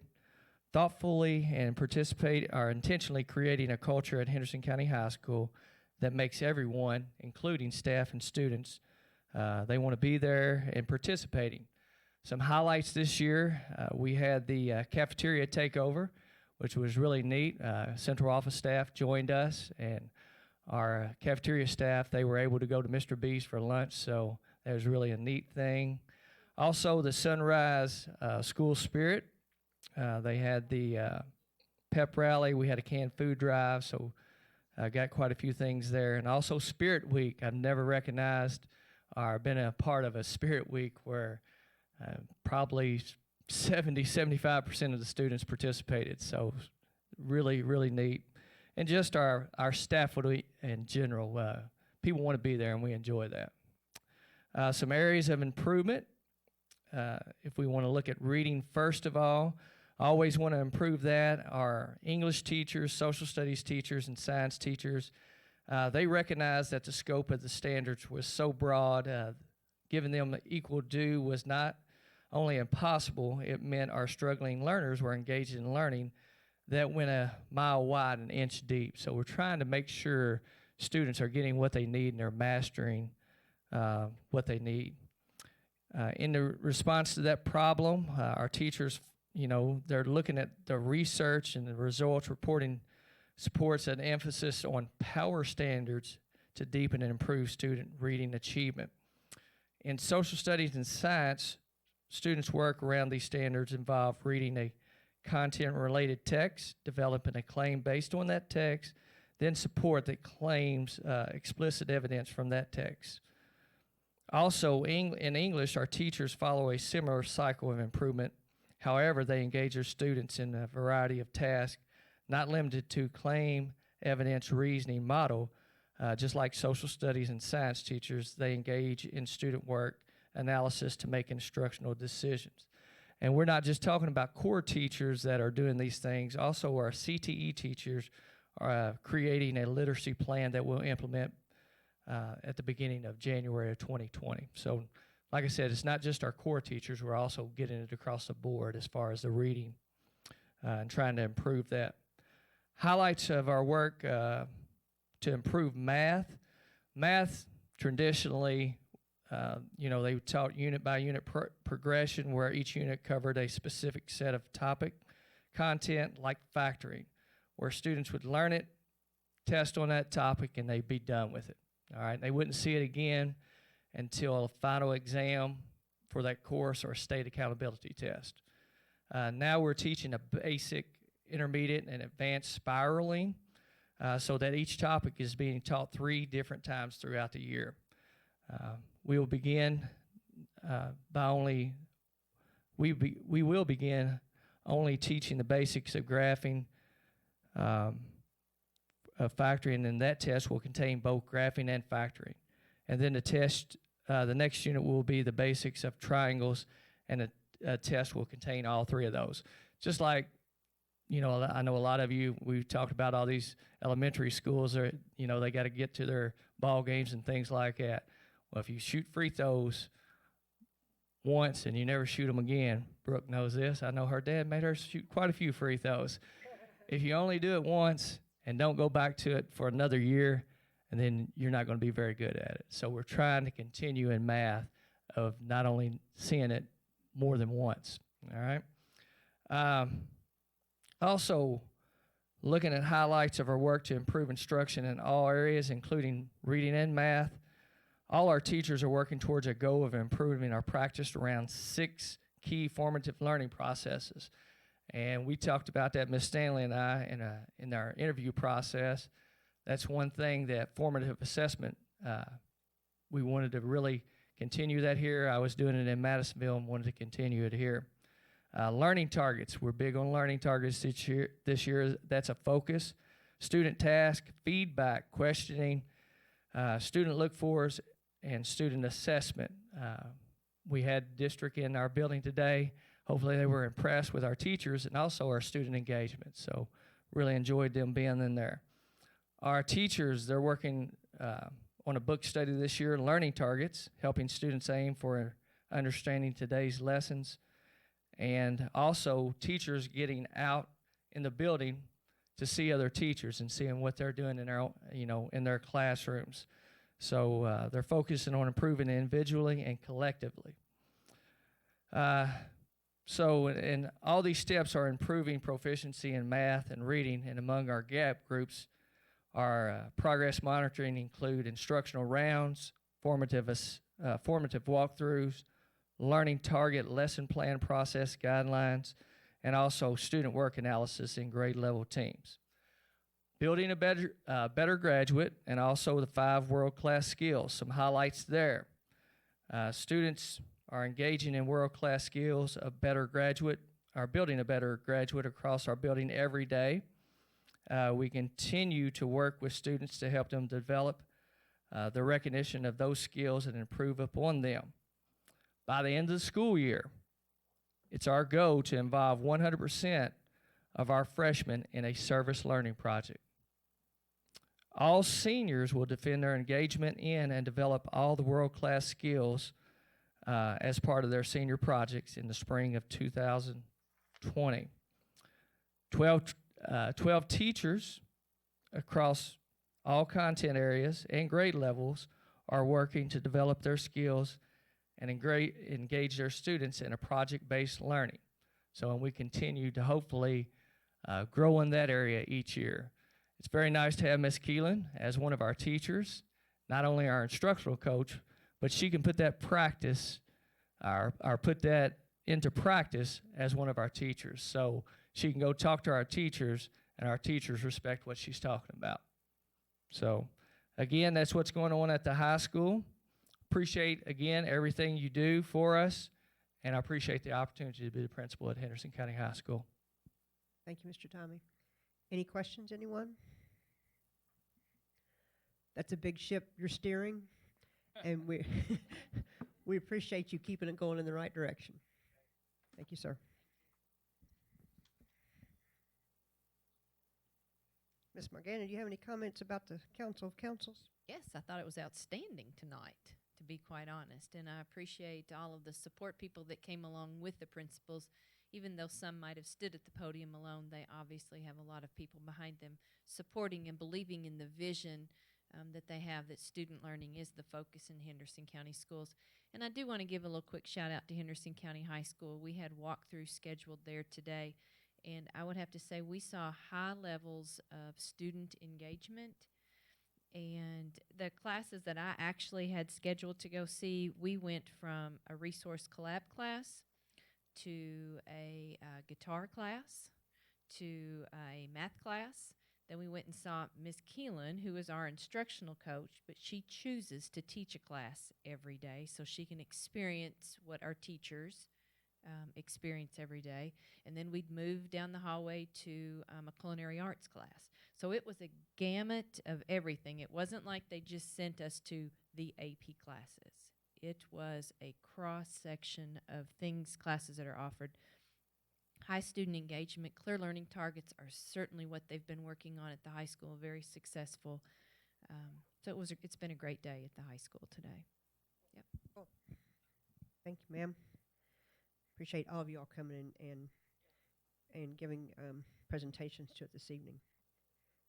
Moving on to, and if any of you all need to leave, I know we've got a lot of ball games going on. Y'all are more than welcome to leave, but we would love to have you stay if you want to stay. Don't everybody leave at once. No, I'm just kidding. Thank you all so much for being Thank you here all tonight. for being here, yes. Moving on to old business, the Hanover report discussion. Ms. Morgana? Sure. I put this on the agenda as old business because you received the presentation from Hanover at our last meeting. And we've kind of left it open. We want to hear if you all have any questions or comments. Cindy Cloutier can give you just a little brief update of the work that she started to work on directly after you all had the presentation. She's also been trying to finish up the audit with Brian Crafton and their firm. So she's worked briefly on it. And Cindy, if you'll give them a little update on what you're thinking at this point, and then maybe just let them ask questions to make sure we're heading in the right direction. Okay. We have asked Hanover to go back and update the salary schedules to the 1920 schedules. And then I've also been working on the salary schedule, extending it out to 27 steps to make it consistent with the percentage of increases that a certified staff would get over the 27 years. And that's basically as far as I've gotten right now. We're going to meet back with Hanover on December the 11th for them to bring back the updated 1920 that you requested. And then we'll go from there. A few of the questions that Cindy has posed as she just kind of dove in and started somewhere was, as she starts to work in one particular area, like let's just say food service, then there are other employees throughout our school district that are on that same pay grade, but they might not be a food service person. They might be in a different department like maintenance or technology or somewhere like that. So we know that the scope of trying to align our classified salary schedule to be, maybe I should say, more appropriate to what Hanover says would be appropriate, the living wage is, will truly impact the whole salary schedule. It won't just be the categories that they reported back to us. It will report it vertically, and it will impact it horizontally in stretching it out. But we will continue to work at that and look at that, and we probably will do it in particular job categories and bring it back little by little to you all to show you what that expansion starts to look like. We are working under the impression that the report that Hanover gave back to us showed in conclusion that our wages aren't probably as competitive as they could and should be in the classified areas. I assume that without you all saying that, but that was our conclusion. So maybe we should hear from you all also as the board on what your conclusions were. Well, and as I asked Mr. Mike earlier, whose question started all this and requested that we look at this area, and I thank him for doing that because we don't want to leave anybody out when we're discussing salaries, and we want to be competitive, but I want to ask him what he thinks and where he thinks our direction needs to go. Okay.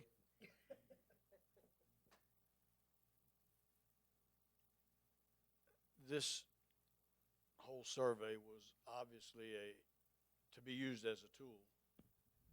And the Henderson County school system is one of the biggest employers in Henderson County.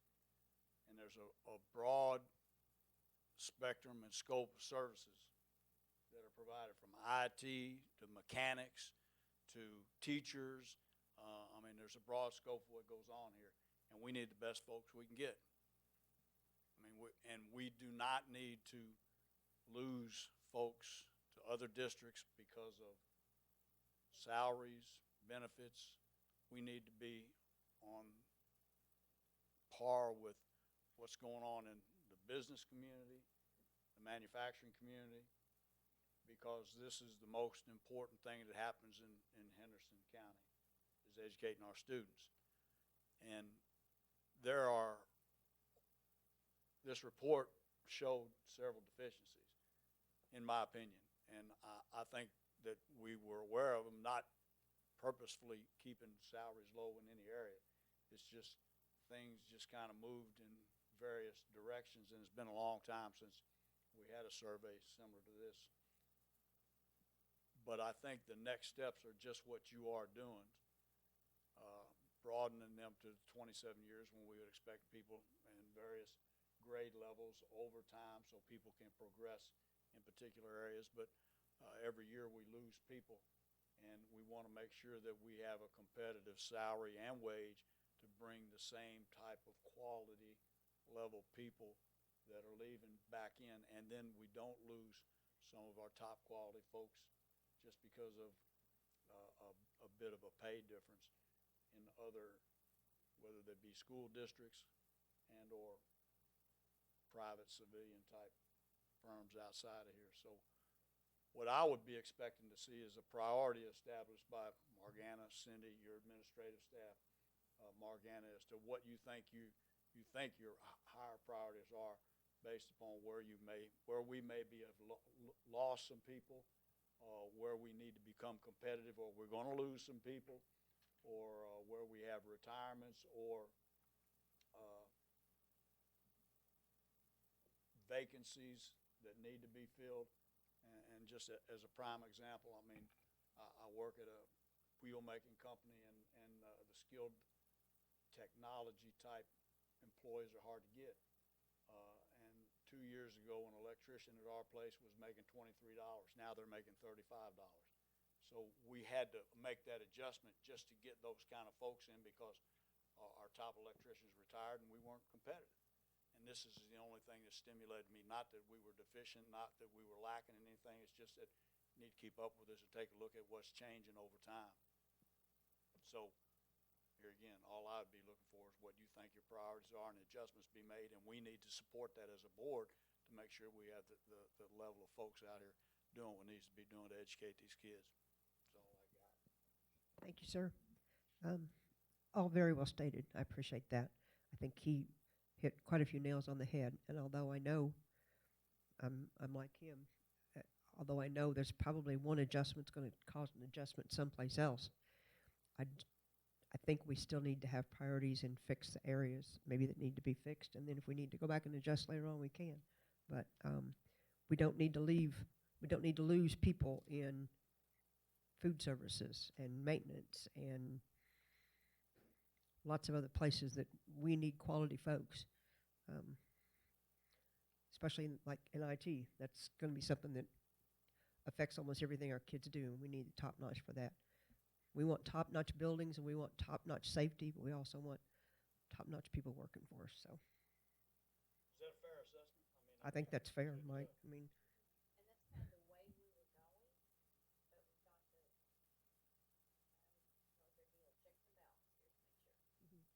Ms. Tracy, did you have any comments? No, I told Mike what to say. He just read it. I just got it written down right here. I read every bit of what Tracy told me to say.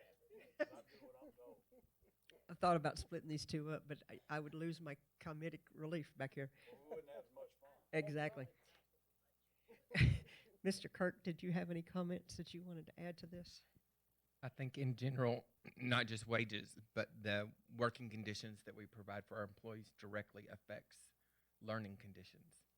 So we would say we need to do everything we can to make our staff want to come and work for us.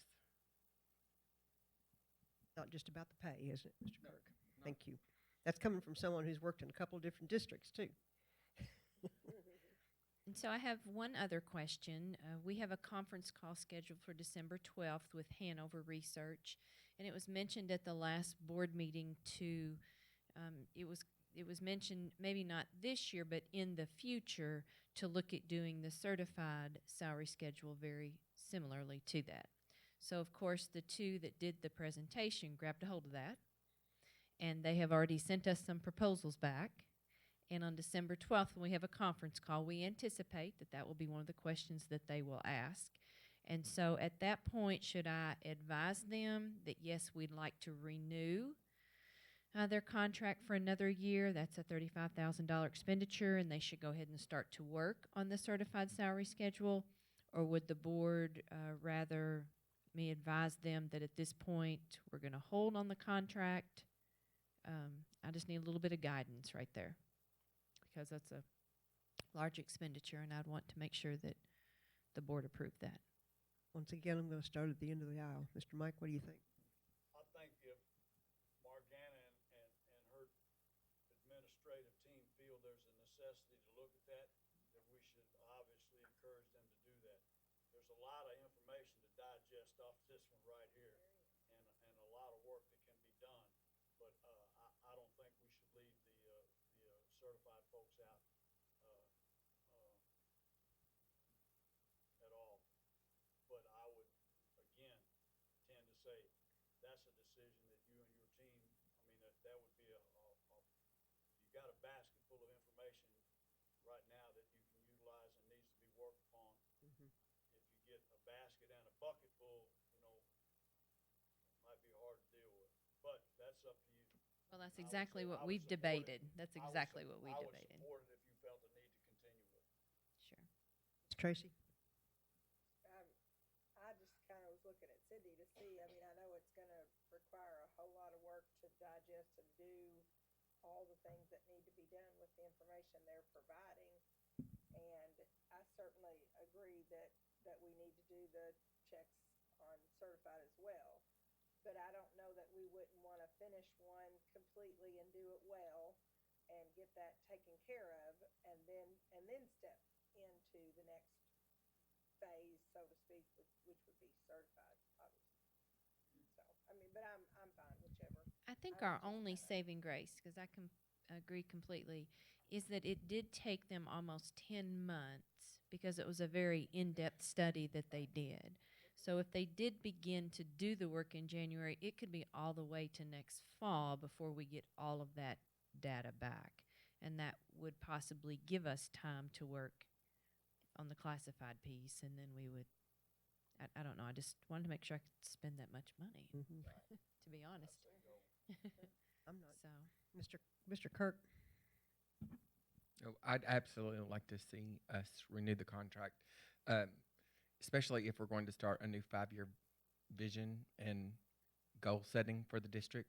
And we have 4 years with a new governor who seems to be pro-public education. So I would be all in favor of having that information for our entire staff to look at. I'm kind of torn both ways. I do agree with what Mr. Kirk said.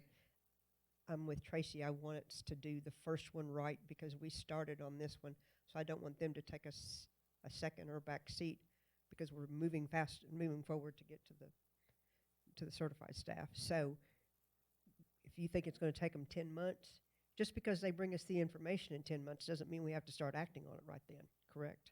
We can take our time and finish this one correctly before we start on the next one. I would venture to say that if you waited another year to have them come back, that contract price would be higher, correct? Possibly. So their contract price would be higher. So if we could get the information, that doesn't mean we have to act on it immediately. I mean, you wouldn't want to leave the information for a whole year before doing something with it because then it's old data.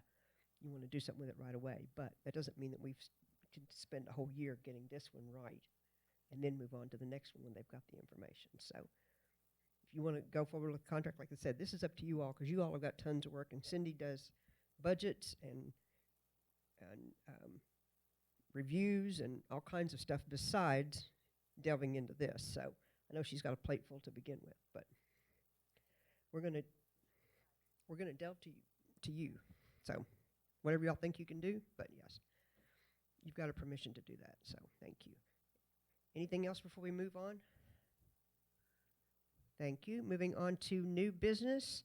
The first reading of the 2020-2021 school calendar. Good evening. Casey, how are you? In your board packet, you have the proposed 2021 calendar. We started off this year with doing I started off this year with doing 3 drafts. I took those 3 drafts of the calendar to our calendar committee, which was made up of administration, parents, a board member, Mr. Waller, and then representatives from middle school, elementary, and high school. Together from the 3 drafts, we kind of took it apart again, and this is what we came up with. So, does anyone have any questions about the proposed 2021 calendar? Anyone else? Comment, I like it. I just have one question. Yes, ma'am. A couple of years ago, we worked on keeping spring break, fall break to be the same week in the month. Yes. Are we continuing with that plan? Yes. Okay. Yes. I'm okay with that. That helps our community and helps our parents. I will tell you that the calendar is a little bit odd. We have 3 years of it falls in an odd manner, the dates for Christmas and stuff, but we have kept it the first full week of October and the first full week of April for spring break and fall break. Christmas gets a little we've played around with on. Christmas a few ways this year versus what this proposes, but we're trying to meet a lot of different needs. I will say this year we have, I think it's a total of 14 days off, 2 full weeks. This calendar, because it includes 8 school days and 2 weekends, it's a 12-day break. So it's still pretty significant break, but we wanted to get as many instructional days in as possible before Christmas. Cool. Any questions? So we need, Uh, oh, go ahead, Mr. Has the classified and certified staff been surveyed about what they think about the draft? No, no. What we have done in the past and as part of our board policy is we have or actually it's a state regulation, that we have our calendar committee. And so all those were represented, all those groups were represented on our calendar committee. But to send it out and survey the entire district staff, no, that's not been done. How hard would that be to do?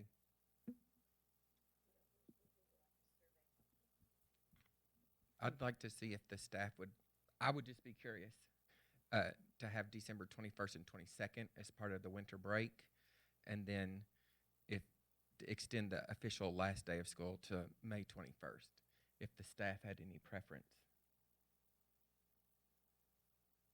There were several reasons that we looked at in relation to that, and the graduation at the high school was always one. If you extend the last day of school to the 21st and then try to have graduation on the 21st, you're in for a quagmire. I've seen it be a happening in years past because of when we had to extend school due to time being out for whatever, whether it's snow breaks or whatever.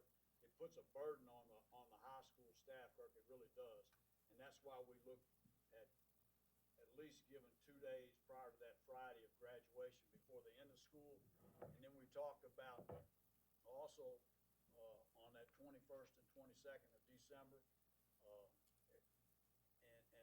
when we could pick up an extra couple of days. We took a day out in March that we had anticipated in the calendar that would be a day off, and put it into December so that and then extended the end of the year to what was the 19th, I think, wasn't it? Something like that. So that we would, one, have a little time at the end of the year to give the high school group time to plan the graduation without having to have classes and graduation all on the same day, and then make the Christmas break as long as we could, and considering there were 2 weekends in there, that's why we looked at taking off on that 23rd and going 2 days during there to get all the days in. We discussed exactly what you said, and there wasn't a clear cut, but there was a consensus among the committee that this would be the best for everybody involved. A clear consensus. Kirk, I have seen too, where because of snow days and things that happen, or flu days, in a couple of years it's been because of the flu issues, we've had to extend because we have to set that contract with the Ford Center way in advance on the day to do that. So there's been times that we have had to extend school until they did the last day of school, and sometimes we did it that last half day, I think, to even get out at noon, and then the kids be ready to get across the bridge and do the graduation. We've had to do it.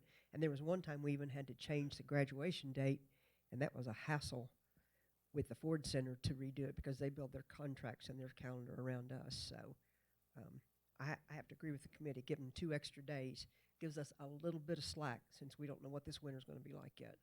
So. And I think that's why the board and the policy asks us to put a committee together.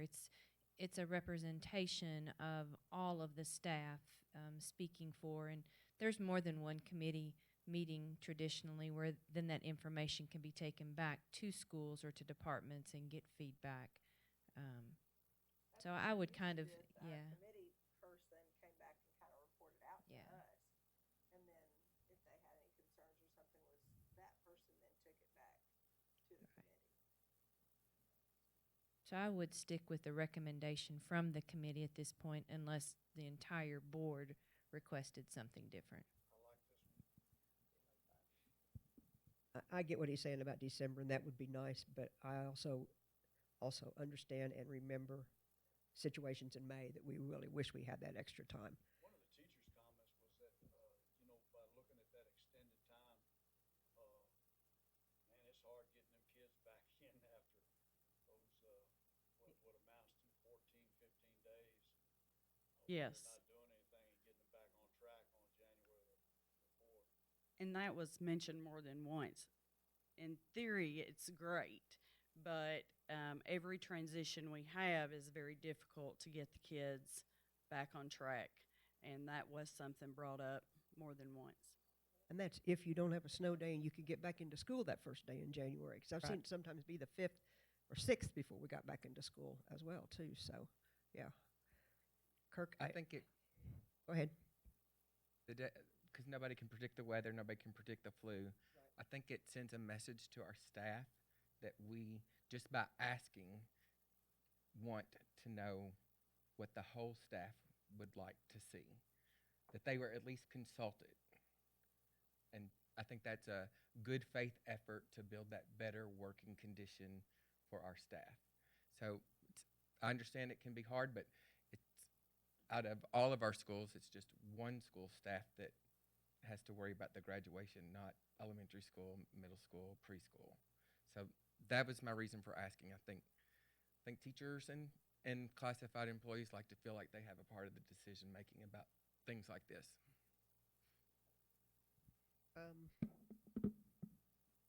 When do we have to approve this evening? What's the timeline for getting our scheduled No, calendar done? this was the scheduled first reading. I can go back, absolutely, and survey the staff if that's what you want me to do.